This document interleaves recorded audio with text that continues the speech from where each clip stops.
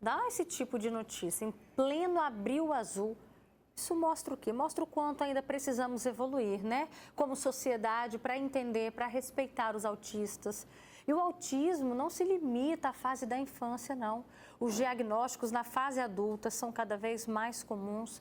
E esse vai ser o nosso assunto de agora aqui no estúdio. Eu conto com a sua participação, porque aqui eu conto com a participação do Helder, que teve o diagnóstico tardio, aos 36 anos, né, Helder? Boa tarde. Boa tarde, obrigado pelo convite. E nós que agradecemos. Também agradeço a participação da Cláudia, que teve o diagnóstico aos 22 anos, né? Obrigada também pela sua presença. E a Luana Marocchio, que é psicóloga e vai ajudar a gente nesse bate-papo, quanto que a sociedade ainda precisa e muito evoluir. Mas eu vou voltar um pouquinho ao tempo, Helder. O que mudou na sua vida? Vamos pensar quando você era criança, quando você era adolescente e a importância desse diagnóstico aos 36 anos. Então, desde da minha infância, eu tinha muitas questões, começando com a seletividade alimentar, né? Eu não comia alguns certos tipos de alimentos, eu comia coisa mais assim líquida, né? Eu bebia principalmente feijão e não comia coisas muito duras, né? Assim, difícil de mastigar.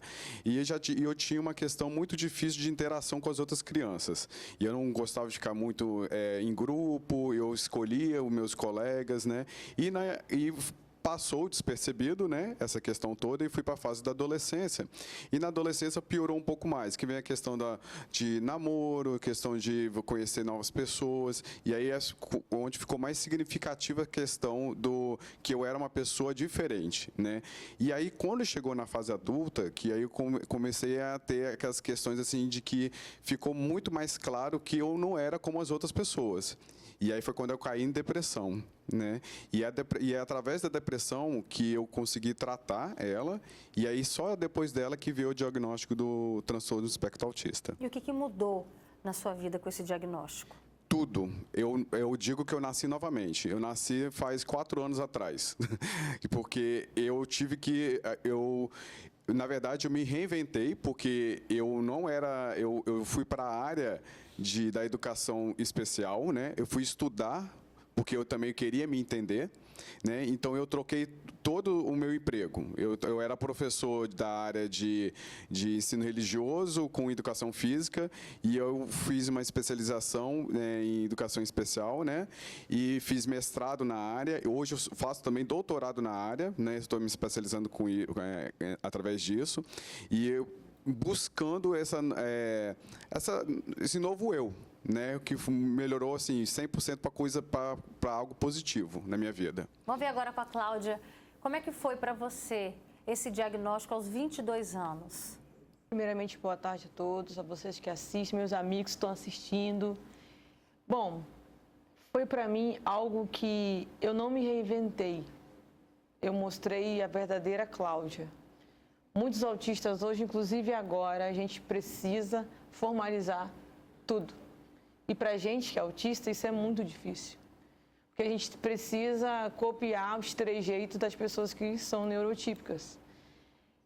Eu já consegui lidar com o neurotípico, com a minha vida, sendo quem eu sou. E ter o diagnóstico para mim, hoje, é mais cansativo. Por quê, Cláudia? Porque a gente luta pelo básico. Existe a Lei 12.764, Berenice Piano, existe a LBI, a Lei Brasileira de Inclusão 13.146, mas a gente, os pais, estão lutando pelo básico. As escolas não têm profissionais qualificados. E isso não é uma questão de, nossa, tem que enviar aquele profissional por causa de uma criança com autismo. Tem. Porque a gente está aqui, a gente está vivo, a gente faz parte dessa sociedade. A gente precisa se manter, Roberta, a gente precisa trabalhar. Eu e o meu amigo aqui, a gente está trabalhando, a gente é capaz. E acredito que todos aqueles que têm, né, o autismo 1, que é o nível 1 de esporte, ele é negligenciado, porque a gente consegue falar. Como se isso, poxa, a gente consegue falar, mas a gente não consegue se comunicar da forma correta como todos desejam.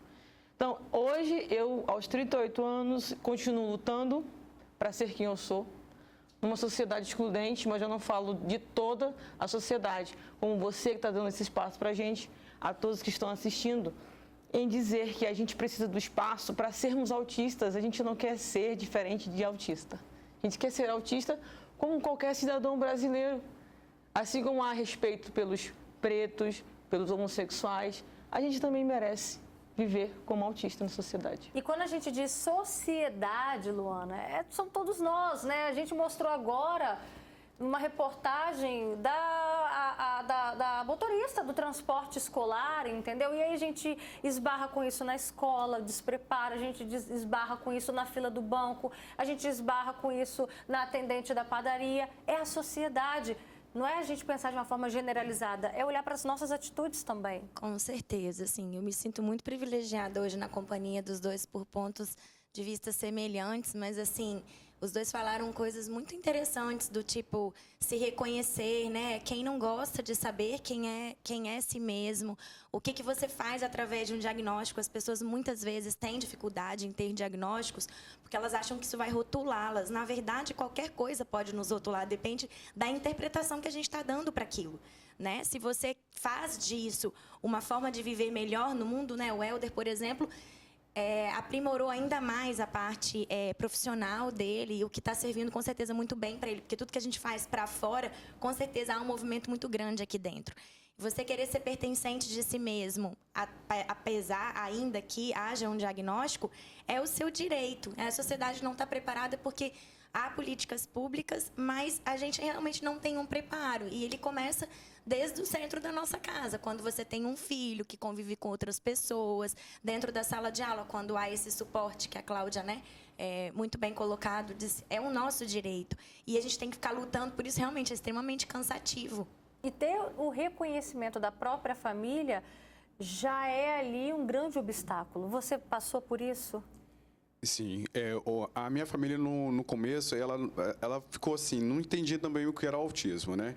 E eu fui passando aos poucos a eles, né, o que seria essa questão do autismo, porque como a própria a Cláudia falou, né, que a gente, assim, por a gente falar, eles acham que o autismo está ligado só com aquele de nível suporte 3, né? Que é aquele que tem várias estereotipias, que tem vários movimentos repetitivos, né? E a gente, né, por ter um cognitivo preservado, a gente sofre muita discriminação, né? E aí eu mostrei para ele que nós temos nossos lados que nos afetam, como a sensibilidade sensorial auditiva, a sensibilidade de visão, ou do tato, né? E fui explicando para ele que esse nível de suporte 1 nos afeta em outras questões, né? O nosso cognitivo ele é preservado, mas ele afeta em outros fatores, né, no nosso cotidiano, na nossa socialização com as outras pessoas. E para você, Cláudia, teve uma barreira para sua família reconhecer o seu diagnóstico?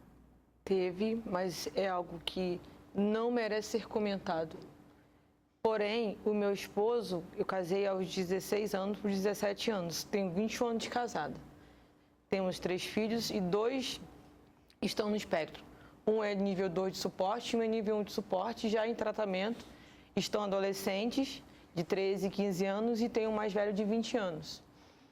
A aceitação, Roberta, começa por nós. Porque se a gente continuar nos vitimizando, as pessoas nunca verão em nós quem somos. Nós não precisamos mostrar algo que nos prejudica. Se eu consigo fazer com que as outras mães tenham esperança, eu vou fazer. E eu não preciso também dizer que, olha, eu estudei, por exemplo, eu tenho 12 pós-graduações, tenho 2 formações, me especializei na área para atender os meus filhos, para atender as crianças com as quais eu trabalho. Mas o que adianta eu ser uma ótima profissional se eu não consigo modificar a vida do outro? Então a gente precisa mostrar quem somos de forma respeitosa para que assim a gente possa alcançar a sociedade, tocar no coração de cada um, porque a inclusão acontece primeiro no coração das pessoas. Não adianta você conviver, você tem que amar. Incluir é amar. Amar aquela pessoa que você suporta, aquela pessoa que você olha para ela, meu Deus, como é cansativo te amar, mas eu vou te amar. A Noábia Santos participa com a gente, ela diz, boa tarde, Beto, eu descobri o autismo do meu filho, ele estava com 4 anos, né? O nome dele é Eli, inclusive, a dificuldade com Eli na escola, os profissionais não estão preparados para lidar com uma pessoa autista. E não são só os profissionais, é aquilo que a gente está falando, é a sociedade em geral. A gente cobra da escola, tem que cobrar da escola, mas é a sociedade. A sociedade começa com você que está em casa assistindo o programa agora também. A gente também tem mais comentários aqui. Olha que bacana, Tatiana Delgado fala que a Cláudia é a prova viva do quão capaz são os autistas, né? Luta por essa causa com muito orgulho. Também tem um outro comentário aqui do Arge Jesus, Luana. Essa pergunta é para você. Ele quer saber se existem exames para saber se a pessoa tem o espectro autista. A avaliação ela é feita de uma forma clínica e aí, se você tem dúvidas sobre o seu diagnóstico, é muito importante que você procure um psiquiatra, um neurologista, de preferência, né, que tenha uma especialização em autismo, e daí ele vai te encaminhar para uma bateria de exames neuropsicológicos e vai fazer uma avaliação clínica com você. Mas, de preferência, procure especialistas que tenham esse domínio sobre o autismo, porque aí o diagnóstico é certo e você não fica para lá e para cá. Porque muitas vezes, acho que cabe dizer aqui, Roberta, muitos autistas demoram a ter o diagnóstico porque eles vão pelas comorbidades. Às vezes, eles vão para uma fobia social, uma ansiedade extrema, né? Então, eles acabam chegando por depressão. E aí, sim, esbarra com outros diagnósticos. E quando o especialista ele tem uma expertise, aí ele saca outro diagnóstico. Mas quando não é assim, vai, e às vezes demora muito mais do que 50 anos. E, Helder, se não fosse pela depressão, você jamais suspeitaria? Acredito que não. Eu seria visto como aquela pessoa estranha, né? E passaria por aquelas questões de bullying, né? Como eu passei por muitos anos, e estaria despercebido. Foi, eu acho que como a Luana falou, né? Aquele insight que o meu médico, que é o meu médico atual também, ele teve, né? E ele percebeu, ele falou assim, não, vamos mais a fundo, vamos tratar primeiro essa depressão e depois a gente vai ver o que acontece com você. E aí foi o que aconteceu comigo. Ele viu que eu não passava, né? E se tratava dessas sensibilidades sensoriais que eu tenho, né? Que se tratava que é uma questão do transtorno do espectro autista. E aí hoje, assim, eu consigo viver de uma forma, assim, eu acredito de uma forma praticamente plena, né? Mas assim, aí ainda tem aquela luta que nós temos ainda, né? Que existe muitos preconceitos, né? Por exemplo, a gente que está no nível de suporte 1, a gente ainda sofre muitos preconceitos na hora de passar uma fila preferencial, né? As pessoas olham para a gente assim e eles já têm um olhar de julgamento, né? Na hora de estacionar numa vaga de deficiência, né? Mas assim, é tudo questão da gente levar, né, a questão do conhecimento às pessoas. Nossa, gente, olha, estou gostando de ver os nossos telespectadores participando, fazendo elogios aqui aos nossos convidados. A Larissa ali que fala, descobri ser autista e com altas habilidades aos 30 anos. É um novo processo de descoberta e agora tudo que passei faz sentido. Infelizmente, nossa sociedade ainda não está preparada. Para você, o que passou a fazer sentido depois do diagnóstico, Cláudia?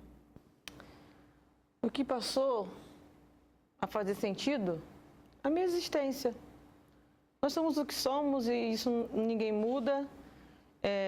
Em relação à acessibilidade, a gente precisa lutar muito por isso, porque não adianta você dar uma cadeira de rodas se você não tem pistas, ruas e calçadas adequadas.